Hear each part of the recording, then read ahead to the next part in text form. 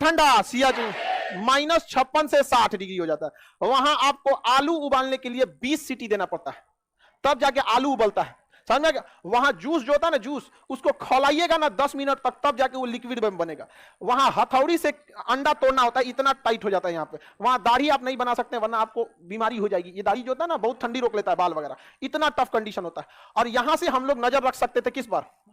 चीन, अक्साई चीन, पीओके और पूरा चीन। अक्साई चीन तो हमारा ही है, दोनों बात बोला कीजिए, पूरा चीन नजर रख सकते थे। पाकिस्तान, अब हम लोग को खबर मिली कि यहां पर पाकिस्तान आतंकवादी भेजना चाहता है। अब हम लोग क्या करें? 1984 में टेक्नोलॉजी भी नहीं थी हम लोग के पास। 1984 में स्थिति यह थी कि 3 फौजियों की ड्यूटी लगती थी ना, 3 फौजियों का जब ड्यूटी लगता था तो उसमें पता था कि एक कोई है इन तीनों में जो लौट के नहीं आएगा। जब चलान कर वो कमांड कटता है कि आप 3 इस साइड में, आप 3 इसमें, 3-3 के ग्रुप में, तो उसको पता था कि हम 3 में से कोई एक है जो लौट के नहीं आने वाला, क्योंकि आप खड़े खड़े रहिएगा, बर्फ का पहाड़ है, धंस गए, अरे खोजो खोजो, कितना अंदर धंस गया क्या पता, मार देगा ठंडा, ऑक्सीजन खत्म, मर गए वहां से, कहानी बहुत बुरा हाल था। लेकिन इसी बीच खबर क्या आ गई कि पाकिस्तान इधर घुसपैठ की तैयारी कर रहा है। अब हम लोग के पास वो कपड़े ही नहीं थे जो जहां लड़ाई लड़ सके लोग, सियाचिन में। अब उतना ठंडा में मर जाएगा आदमी लड़ते लड़ते, हमारे पास कपड़ा ही नहीं था लड़ने के लिए, और ना ही हमारी तैयारी थी। हम लोग को लगा कि वो ठंडिया में कौन जाएगा, लेकिन पाकिस्तान पिछले 7 से 8 साल में वहां जाने की तैयारी कर रहा था, इसलिए अपने कुछ सैनिकों को वो उसी माहौल में तैयार कर रहा था, ठंडा के हिसाब। अब जैसे हम ही को पता है कि हमको सियाचिन जाना है, तो 4 साल से हम तैयारी करेंगे ना, 1 साल जाके जम्मू में रह जाएंगे, फिर ऊपर श्रीनगर में, फिर ऊपर, ऐसे करते उसने वहां पे सबको ट्रेनिंग देकर रख दिया। अब भारत को हो गया दिक्कत। अब उस माहौल में रहने के लिए जो कपड़े बनाता था, नॉर्वे बनाता था। कौन बनाता था? नॉर्वे। तो तय हो गया कि अब पाकिस्तान को सबक सिखाना है, जाके कपड़े लाना है नॉर्वे से, और वही ठंड के कपड़ों को पहनाना है, और भारतीय सैनिक जाएंगे और पाकिस्तान को धो देंगे। हम लोग हैं नॉर्वे के, तो नॉर्वे ने कहा कि बहुत अच्छा, हम आपको कपड़े की सप्लाई दे देंगे। सारा रेट और फिक्स हो गया, मलाई उलाई, तो ऑर्डर देने की बात आई, तो नॉर्वे ने कहा कि हमको 3 साल लग जाएगा आपकी पूरी भरपाई को पूरा करने में, समझ गए कि नहीं, कंप्लीट करने में, क्योंकि हमारे पास ऑर्डर बहुत ज्यादा है। भारत ने रिक्वेस्ट किया थोड़ा पहले दीजिए, इमरजेंसी है, तो उसने कहा कि देखिए बात सब सही है, लेकिन जो हमारे पास है वही ना दे पाएंगे। तो भारत ने पूछा कि इतना ऑर्डर कौन दिया है, तो कह रहा है पाकिस्तान। तो ऑर्डर कौन दिया था? पाकिस्तान। भारतीय सेना का तो हालत खराब हो गई, नहीं, अभी हम लोग मोलाई कर रहे हैं, ये ऑर्डर देके बैठल है। अब क्या किया जाए? तो अब हमारे साथ समस्या ये थी कि अभी मरो या फिर बाद में मरो। दिक्कत ये हो गया कि अगर अभी हम युद्ध, अभी क्या है कि पाकिस्तान के पास भी वो बहुत कम मात्रा में कपड़े थे और हमारे पास तो था ही नहीं, लेकिन अगर हम लोग 1 साल 2 साल लेट करते तो उसके पास कपड़ों की सप्लाई आ जाती, फिर तब तो युद्ध करना आफत हो जाता। तो भारतीय सेना ने डिसाइड किया यही वाला जैकेट वॉकेट पहन के चलते। ये जैकेट जो हम लोग के पास आता है, ये -10 तक झेल ले जाएगा, -15 तक झेल ले जाएगा, -8 नहीं झेल पाएगा। कर क्या सकते हैं? तो 3-4 गो स्वेटर लादा गया, वहां गया, तो वहां जाते पता चलता है कि ऑक्सीजन खत्म। अब क्या करना पड़ेगा? ऑक्सीजन सिलेंडर ले जाके युद्ध करना पड़ रहा था, इसे सांस लेता था, उसके बाद से आराम से 10 मिनट 5 मिनट ड्यूटी करता, फिर उसको लग जाता कि ऑक्सीजन की एकदम कमी है, तो फिर जाके ऑक्सीजन लेगा। हाइपोक्सिया बोलते हैं इसको, कोरोना में भी हो गया था सब लोग को हाइपोक्सिया, जहां होता था हाइपोक्सिया तो खत्म कहानी, ऑक्सीजन कम होने लगता था। अब क्या किया जाए? तो ऑपरेशन चलाया गया राजीव। क्या चलाया गया? अब भारतीय सैनिकों को कहां पहुंचाया गया? सियाचिन ग्लेशियर। कहां चलाया गया? सियाचिन ग्लेशियर पे। अब भारतीय सैनिक जब सियाचिन ग्लेशियर में पहुंचे, ठंड भयानक लग रहा था, टेंट डाले, रात को जब आराम कर रहे थे, तो एक सैनिक की ड्यूटी बाहर लगाई थी, उसका नाम था चंचल पांडे। क्या नाम था? चंचल। तो उसकी ड्यूटी बाहर लगाई गई थी। अब वो एक संतरी के पोस्ट पे था, अब वो मतलब देख रहा था कि कोई आए नहीं। अब पाकिस्तानियों की चूंकि आदत रहती है छुप के मारता है सब। पुलवामा में बस के सैनिक सो रहे थे, मार दिया। ताज होटल में आके मार दिया। यहाँ पे आओ ना, ये खत्म में जैसे आए थे, आमने सामने बांग्लादेश देके चल गए, आए फिर लेके आए, लाहौर लेके चलाते हम लोग। तब सैनिक सब सो रहा था, तब तक चंचल को कुछ हलचल दिखाई दी। चंचल को चंचल था, हलचल दिखाई दी।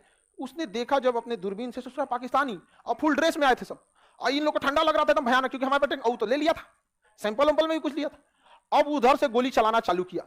अब उधर से वो लोग पहले देख लिया, क्योंकि ये लोग वो तो पहले से थे सब, हम लोग तो बाद में पहुंचे थे। उन्होंने देख लिया और गोली चलाना चालू किया, और पहला ही ब्रस्ट फायर, बंदूक में ना एक होता है सिंगल गोली, एक होता है ब्रस्ट फायर, धड़धड़ा के खाली कर देगा। चंचल पांडे के ऊपर ब्रस्ट फायर खोल दिया, धड़धड़ा के मार दिया। यहाँ पे चंचल पांडे ने एक समझदारी कर दिया था कि उसने भी इधर से ब्रस्ट फायर मार दिया था, इधर से भी गोली चली ना, तो उधर सबको गोली लगा नहीं, लेकिन डर के तितर बितर हो गया सब। डर के क्या हो गया सब? तितर बितर हो गया सब। अब गोली चली तो आवाज से बाकी सैनिक उठ गया सब। जब बाकी सैनिक उठ गया सब, तो पता चल गया, वरना मान के चले चंचल को ऐसे लग गया था, चंचल मर गया, तब तो पता ही नहीं चलता, ये लोग सोए में आके मार देता सब। और तब तक यहां से भारतीय सैनिक उठ गई, और जब उठ गई तब मोर्चा संभाल लिया भारतीय सेना ने। अब इधर चंचल शहीद, अब बाकी भारतीय सैनिकों ने घेर के चारों ओर से लगभग 2.5 से 3 घंटे की लड़ाई हुई बर्फ में और रात के अंधेरे में। इशारा बस था कि उधर से गोली आ रही थी तो चिंगारी देख के। अब भारतीय सैनिकों के पास न उस तरह की ट्रेनिंग, न उस तरह के कपड़े, अभी अभी पहुंचबे किए थे, सुबेरे की रात में युद्ध हो गया। समझ आ गया कि नहीं? जैसे आप कहीं बारात में गए, मार हो गया, किन्ने भागेंगे आप? हाँ, अच्छा, बारात जब पिटाती है तो सबसे पहले गड़िया पे कब्जा करता है, भागेगा किधर से? ड्राइवर को पकड़ ले, कहां जाएगा यहाँ पे? अब दूल्हा का तो हालत खराब होता, कम से कम हमरा छोड़ दियो रे। नहीं समझा? दूल्हा को हाँ? अब भारतीय सैनिक पूरी तरह क्या हो गए थे? घिर गए थे। लेकिन रात की लड़ाई में मार धार के पूरी तरह भारतीय सैनिक ने पाकिस्तानियों को सुला दिया और उन सबको उघाड़े फेंक दिया, उसका कपड़ा पहन। फ्री में आ गया कपड़ा, फ्री में कपड़ा आ गया। अब भारतीय सैनिक फ्री में कपड़ा आ गया, यहाँ पे पूरी तरह से तैयार भारतीय सैनिक। अब का आप कौन सी दिक्कत है? और स्वेटर में ठंडा लग रहा था हम लोग को, बढ़िया मिल गया नॉर्वे वाला। भारतीय सेना कहा कि जो ऑर्डर दिए ना बहुत बढ़िया है, और ऑर्डर दे दीजिए। कमांड पूछ रहे, बकलोला तुमको कैसे पता बढ़िया? तो कहा पहन ले हम। कमांड वालों ने मना किया था कि रेडियो पे बात मत करना, पता चल जाएगा। कहा कि ओकरे रेडियो से बतिया रहे हैं। उसको पता चल गया कि भारतीय सेना आ चुकी है। अब पता चल गया तो चल भी गया। चल गया, कहां चला गया? परलोक।